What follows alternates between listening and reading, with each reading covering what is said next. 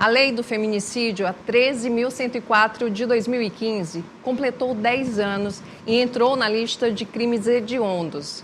Uma conquista principalmente para o combate à violência doméstica. Por outro lado, dados da Rede de Observatório da Segurança apontam que em 9 estados brasileiros, a cada 17 horas, uma mulher morreu em razão do gênero.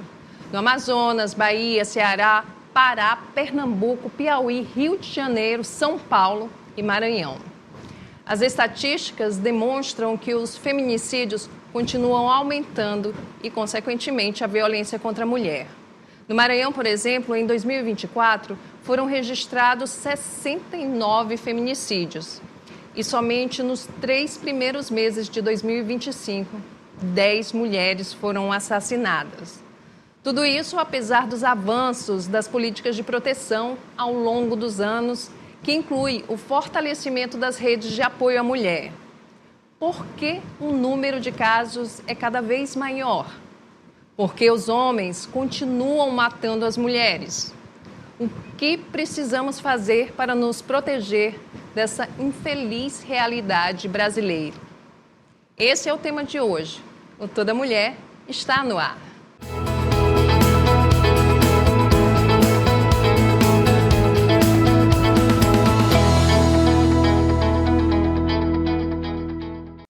A convidada do programa de hoje é a delegada, chefe do Departamento de Feminicídio do Maranhão, Wanda Moura. Seja muito bem-vinda, Wanda, ao Toda Mulher. Obrigada, é um prazer estar aqui contigo, Márcia. Pois é, e a lei do feminicídio, não é? Essa importante ferramenta que hoje colocou o feminicídio como um crime autônomo, né? Um crime hediondo, de 20 a 40 anos. Ela já existe, ela está aí sendo aplicada, principalmente por vocês que estão à frente desse lindo trabalho, mas é triste ver que esses números não têm diminuído. Por que isso está acontecendo tanto ainda, Wanda? Pois é, a partir da lei de feminicídio, né, que agora completou 10 anos, a gente conseguiu dar visibilidade às mortes violentas de mulheres, o que é muito diferente das mortes violentas de homens. Enquanto os homens são mortos geralmente em razão da violência urbana, essas mortes ocorrem geralmente na rua, em via pública, durante jogos de futebol, em bares, em brigas de desconhecidos. Nós, mulheres, somos mortas dentro das nossas próprias casas e assassinadas pelos nossos companheiros atuais ou ex-companheiros, muitos desses crimes presenciados pelos nossos filhos. Então, a partir da lei de feminicídio, a gente conseguiu dar visibilidade à forma como nós, mulheres, somos mortas e, a partir disso, desenvolver políticas públicas para combater a violência doméstica e familiar contra a mulher e também o feminicídio. A gente vive numa sociedade que tem uma cultura muito machista, né? Essa cultura do patriarcado, onde o homem se vê ainda como dono da vida e da morte daquela mulher. Acho que nós, mulheres, muitos homens continuam pensando assim, infelizmente, que nós, mulheres, somos simplesmente objetos do prazer daquele homem, a gente está ali para servir, para fazer o que eles desejam que a gente faça. E no momento em que a mulher não satisfaz aquelas necessidades e aos desejos do homem, ele se vê no direito de penalizar aquela mulher com castigos corporais, violência física, violência psicológica, violência moral, sexual e até matando, né? Então, a gente precisa, sim, mudar a nossa educação, né? Que a gente tenha realmente uma educação pautada na igualdade de gênero, que meninas e meninos sejam educados sabendo que nós temos direitos iguais, as nossas diferenças, as diferenças existentes entre homens e mulheres não podem ser o objetivo para que haja uma desigualdade de direito. Essas diferenças biológicas não podem justificar a desigualdade de direitos. Então, é necessário que a gente realmente fortaleça essa educação pautada na igualdade de gênero.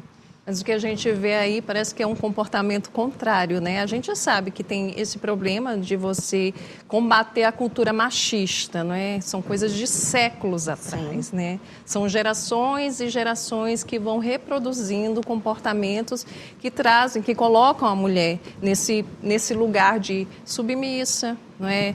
De silenciamento total, de pessoa que não pode falar com mais força porque ela é louca, porque é uma pessoa que quer arrumar confusão. O tratamento é completamente diferenciado e a gente vê que isso, quando eu digo que é uma triste realidade no país, porque se você puxar um ranking, por exemplo, mundial, o Brasil aparece em 5º lugar. Sim, o Brasil, apesar de ter uma legislação muito avançada na proteção dos direitos de nós mulheres, a Lei Maria da Penha é considerada uma das 3 leis, uma das 3 melhores leis do mundo na proteção do direito da mulher, mas apesar disso, o Brasil é o 5º país que mais mata mulheres.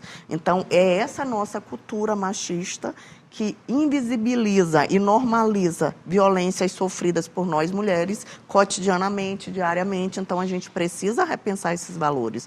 A gente precisa entender que as relações, os relacionamentos entre homens e mulheres, esses relacionamentos afetivos devem ser pautados no afeto e não no domínio masculino e submissão feminina.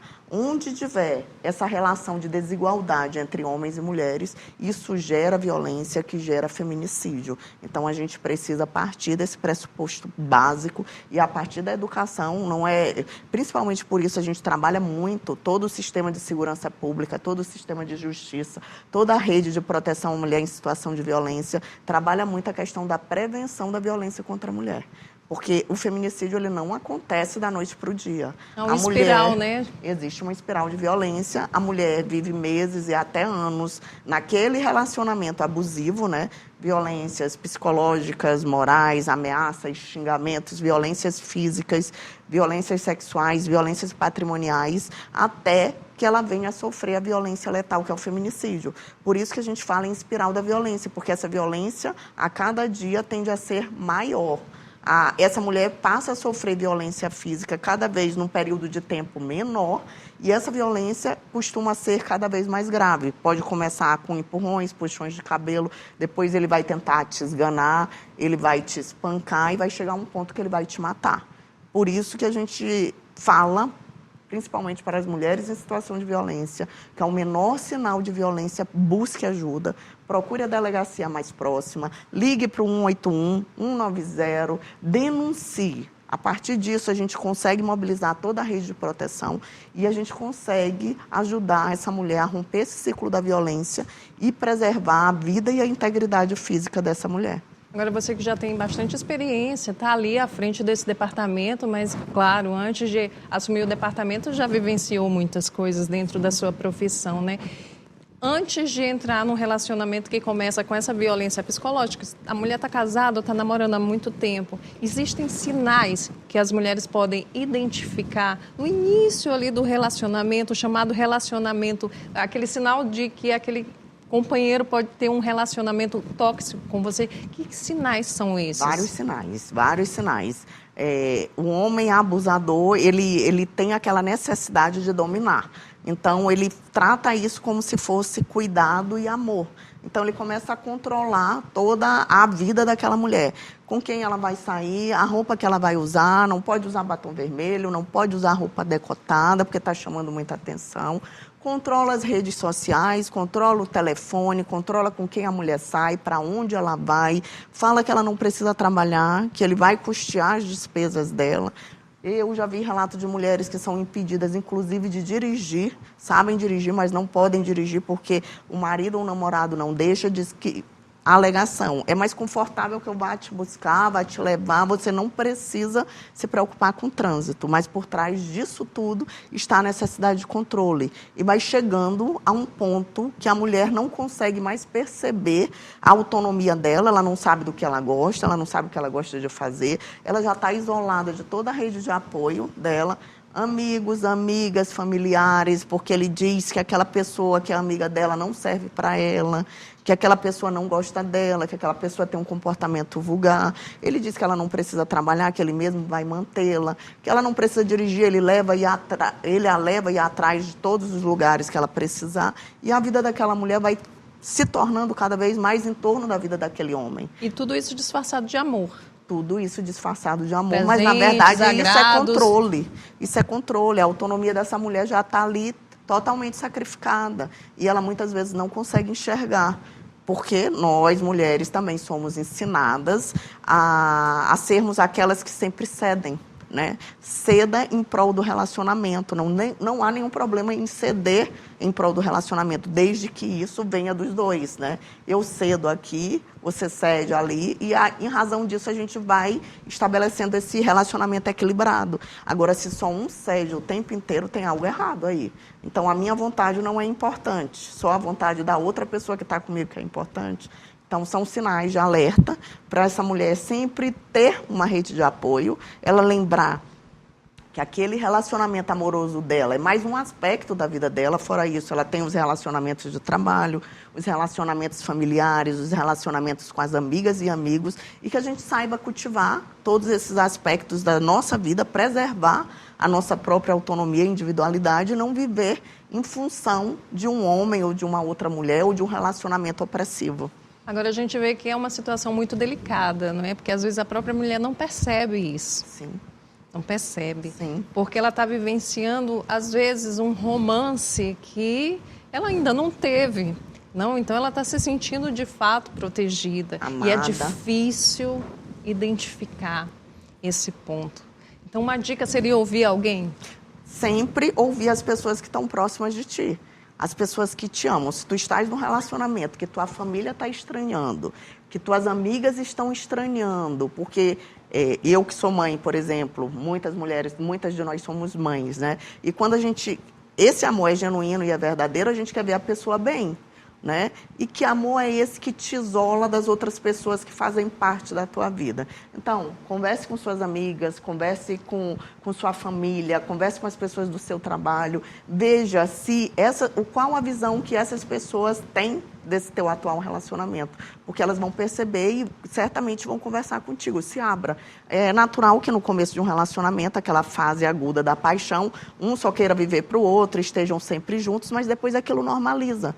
E isso vai ser dos dois lados, não vai ser apenas de um dos lados. É aquela necessidade de estar mais perto, aquela fase da paixão, mas depois tudo tranquilo, vamos cultivar os nossos outros relacionamentos. Eu passo a conhecer as pessoas que fazem parte da vida daquele meu namorado, daquele meu parceiro, da mesma forma ele passa a conhecer e conviver com as pessoas que fazem parte da minha vida, e isso é natural e isso é saudável. O que não é natural e o que não é saudável é isolar a outra pessoa.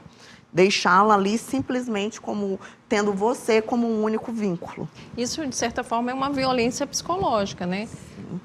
A pessoa que faz isso, o companheiro que faz isso com uma mulher, ele faz de caso pensado?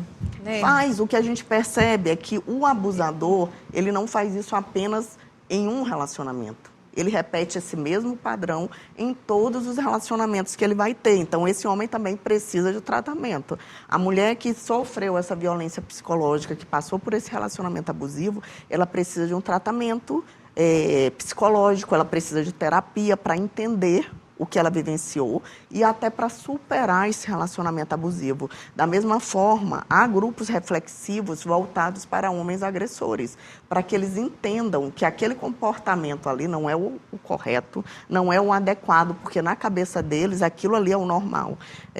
A gente estava conversando agora há pouco, antes de começar o programa, e eu te disse que em alguns casos de homens agressores que a gente intima para prestar depoimentos, para serem ouvidos e investigados na delegacia, eles chegam dizendo muito naturalmente, sem nenhum sentimento de culpa: doutora, porque eu fui chamado para vir aqui, o que eu fiz de errado? Eu bati na minha esposa.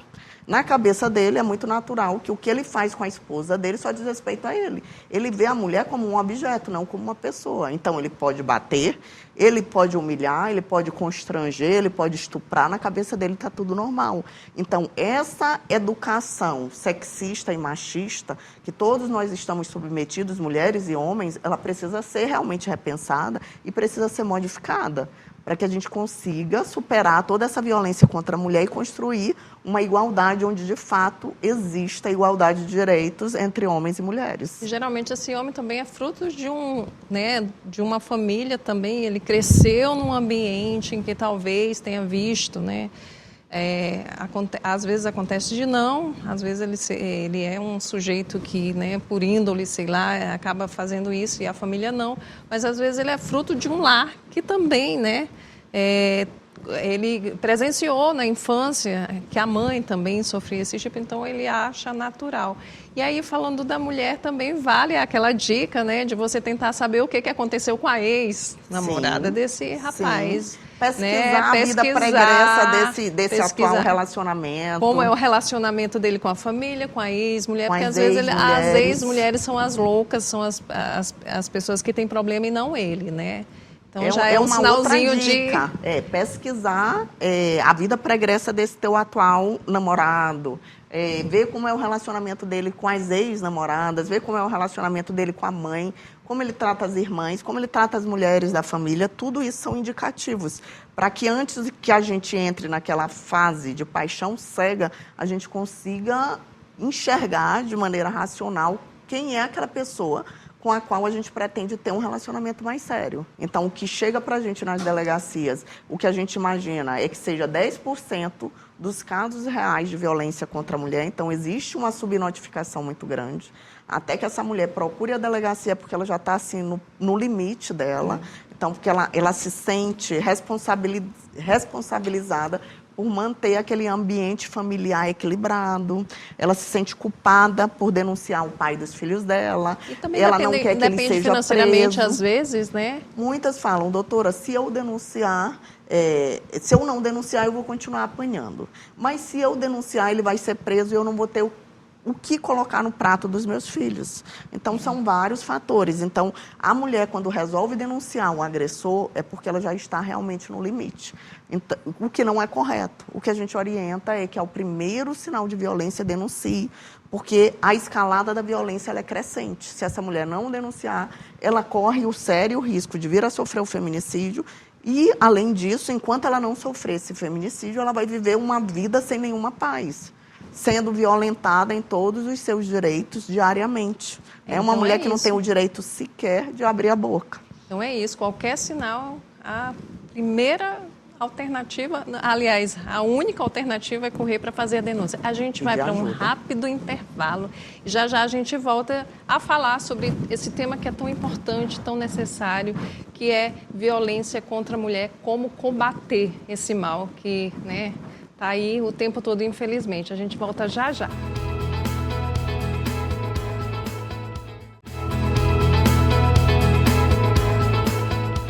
Estamos de volta pela TV Assembleia e redes sociais com Toda Mulher. Hoje o papo é sobre como nós podemos nos proteger da violência de gênero e também sobre o aumento nos casos de feminicídio. Eu converso com a delegada-chefe do Departamento de Feminicídio do Maranhão, Wanda Moura. Wanda, que situação é essa que está cada vez, né, mais grave, mas pelo menos a gente tem mais acesso hoje à informação, sabe quais são os caminhos, né? Nós, mulheres, eu costumo dizer que a gente tem a obrigação de ter um pouco de cuidado com a outra pessoa, né? A gente foi criada para competir. Infelizmente, a educação machista, patriarcal, coloca ali aquele sentimento de competição. É por isso que a outra mulher que não presta e ninguém assim se preocupa no alecrim dourado, né? Que o pessoal chama. Mas a gente precisa ter esse olhar mais sensível para outras mulheres, porque essa coisa da violência doméstica é algo muito grave, é muito pesado para quem está passando. Como você disse, às vezes a mulher ela vai denunciar quando ela já não está aguentando mais, já está prestes a morrer. E a gente precisa conhecer nossos direitos. Sim, a gente precisa desenvolver essa sororidade entre nós mulheres. Os homens, eles se protegem muito, né? Sempre. Enquanto que nós, mulheres, fomos ensinadas a ver a outra mulher como alguém que está competindo pelo mesmo espaço. E não é necessário. Cada uma de nós tem o seu lugar, tem o seu espaço. E a gente precisa ajudar e fortalecer outras mulheres, principalmente mulheres que estão passando por um relacionamento abusivo, que estão sofrendo qualquer tipo de violência doméstica e familiar. A gente percebe que a mulher, quando ela resolve procurar uma delegacia de polícia para fazer a denúncia, ela o faz porque ela está acompanhada de uma amiga, de uma familiar, ou seja, ela não consegue chegar até aquele espaço para denunciar sozinha. Ela está muito fragilizada, ela está muito cansada de sofrer, de apanhar. Então, ela precisa de alguém do seu lado. Então, seja você essa mulher que encoraja e que ajuda outras mulheres, que a gente não julgue a mulher que está vivendo um relacionamento abusivo, mas que a gente acolha. Muitas vezes aquela mulher ela só precisa conversar, desabafar, chorar, dê um abraço, se coloque no lugar dela, acompanhe, se ofereça para ir com ela até a delegacia, para registrar uma ocorrência, para pedir a medida protetiva de urgência, porque muitas vezes, quando essa mulher se sente de fato acolhida, ouvida, ela consegue dar o primeiro passo para romper com esse ciclo de violência. E os homens também, né, podem colaborar, porque acontecem muitos casos em que a mulher está sofrendo aquela violência ali, num bar, na rua, e às vezes a pessoa está vendo e não ajuda, né? E você não precisa se envolver diretamente. Você pode fazer uma ligação, que pode inclusive ser anônima. Pega teu celular, que está aqui do teu lado, liga para o 181, passa todas as informações que você sabe daquele caso. A partir disso, é aberta uma investigação policial e aquele agressor vai ser responsabilizado criminalmente. Se o crime está acontecendo no momento, ligue para o 190, que é o CIOPS, vai acionar uma viatura da Polícia Militar que está mais próxima àquele local, com prioridade total. Aquela vítima vai ser protegida, vai ser resgatada e aquele agressor vai ser preso em flagrante. A gente tem também aqui no Maranhão um aplicativo Salve Maria Maranhão, que pode ser baixado em qualquer celular, em qualquer telefone celular. Você só aperta um botão, a partir disso é aberto um chamado para a Polícia Militar também, que vai até o local e faz a prisão daquele agressor. Então, você não precisa se envolver diretamente, você só precisa sentir a dor daquela mulher e fazer a sua parte para ajudar a salvar a vida de uma mulher. E esse Salve Maria é tão interessante que, se a vítima estiver dentro de um ônibus, por exemplo, aquelas